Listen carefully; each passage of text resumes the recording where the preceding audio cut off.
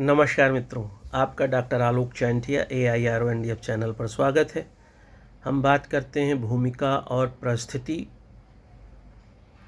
बायोसोशियोलॉजी के संदर्भ में। हम आप सभी जानते हैं कि मानव द्वारा जो संस्कृति बनाई गई उसमें भूमिका और परिस्थिति को ज़्यादा मुखरता से परिभाषित किया है, लेकिन प्राकृतिक रूप से भी प्रत्येक प्राणी में भूमिका और परिस्थिति होती है, चाहे वह लिंग पर आधारित हो, चाहे वह जन्म के आधार पर हो। एक माँ सदैव माँ की ही भूमिका में होगी। एक शेर कभी माँ नहीं बन सकता और एक शेरनी कभी पिता नहीं बन सकती, लेकिन मानव के द्वारा बनाई गई संस्कृति जो बहुत ज़्यादा पुरानी नहीं है, अगर हम देखें उसके शैशव काल से लेकर और स्थायित्व के काल तक, तो आज से 4000 साल पहले जब संस्कृति अपने स्थायित्व की ओर बढ़ी और उसमें भूमिका और परिस्थिति को परिभाषित किया गया, तो एक सामान्य अर्थ में यह है कि एक व्यक्ति द्वारा जो कार्य किया जा रहा है और उस कार्य करने के लिए अगर उसे कोई पद दिया है तो उसे आप परिस्थिति कहते हैं। जो कार्य किया जा रहा है वो उसकी भूमिका होती है। आप बड़े आसानी से जान जाते हैं केवल नाम से ही कि एक चपरासी जब हम किसी को कहते हैं तो आप यह जान जाते हैं कि उसकी भूमिका क्या है। जब हम किसी को क्लर्क या लिपिक कहते हैं तो आप आसानी से जान जाते हैं कि उसकी भूमिका क्या है। जब हम किसी को अधिकारी कहते हैं तो आपके दिमाग में एक सामान्य सी विचारधारा आ जाती है कि उसकी भूमिका क्या है, और जो आपने लिपिक, चपरासी, अधिकारी कहा है उससे उसकी समाज में परिस्थिति हो जाती है।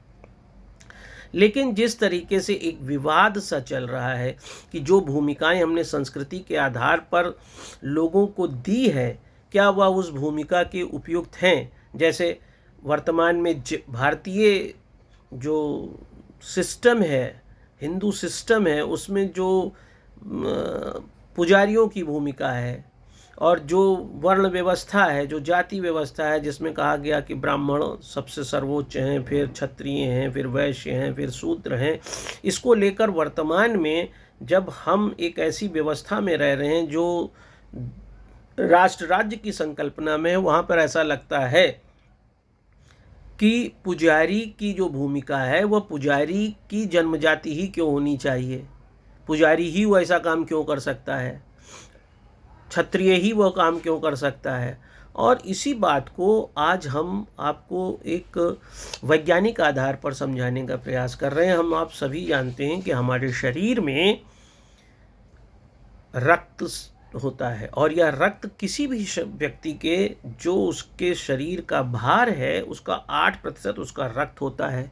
अब इस रक्त में जो रक्त है और जो अपेरेंटली दिखाई लाल देता है वह सिर्फ लाल रक्त कणिकाओं के कारण होता है। वैसे उसमें श्वेत रक्त कणिकाएं भी होती हैं, प्लेटलेट्स भी होती हैं। आपने कोरोना काल में देखा होगा कि प्लेटलेट्स कम हो जाती हैं। वैसे कभी भी कोई व्याधि जब हो जाती है, कोई इन्फेक्शन हो जाता है, तो प्लेटलेट्स कम हो जाती हैं। हम यहाँ पर आपको जो बताना चाहते हैं कि जो रक्त है उसमें ये रक्त कणिकाएं तो होती हैं, लेकिन इन रक्त कणिकाओं के अलावा जिसमें ये रक्त कणिकाएं तैरती हैं, रहती हैं, उसे हम प्लाज्मा कहते हैं, जो रक्त के संपूर्ण रक्त का 55% होती है।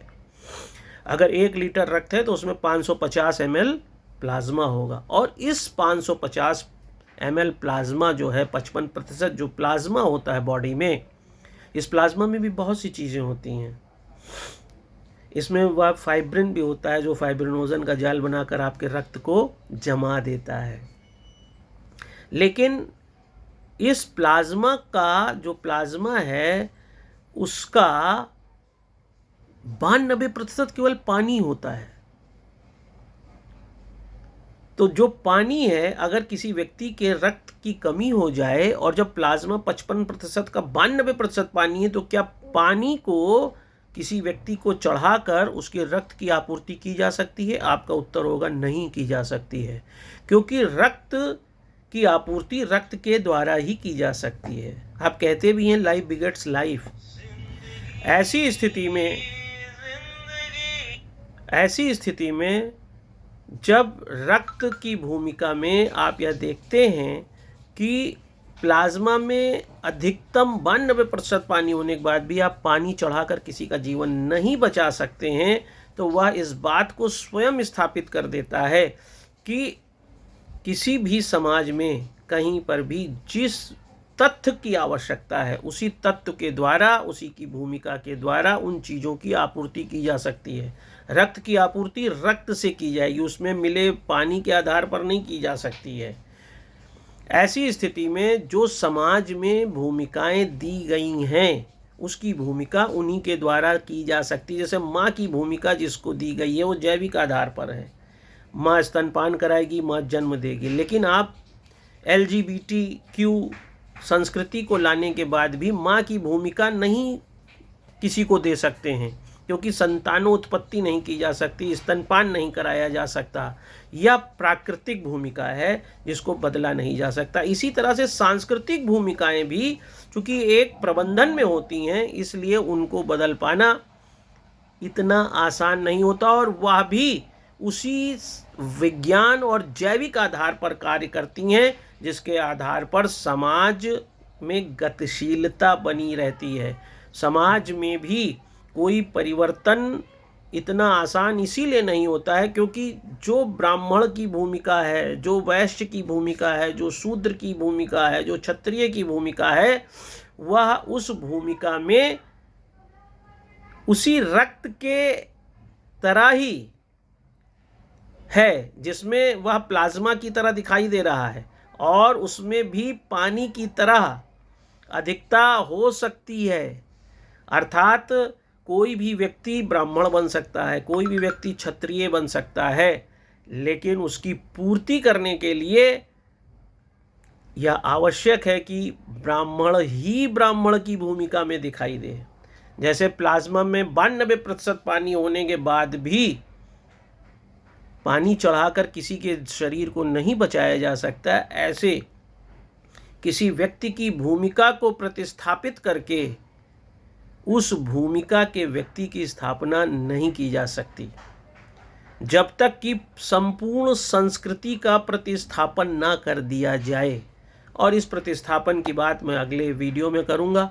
आज मुझे ऐसा लगा कि चूँकि जैव सोशियोलॉजी या बायो सोशियोलॉजी के अंतर्गत इस बात को करना ज़रूरी है कि जैसे रक्त में बहुत से तत्व मिले होते हैं, लेकिन रक्त के लिए रक्त ही चढ़ाना पड़ता है, पानी चढ़ाकर उसकी पूर्ति नहीं की जा सकती।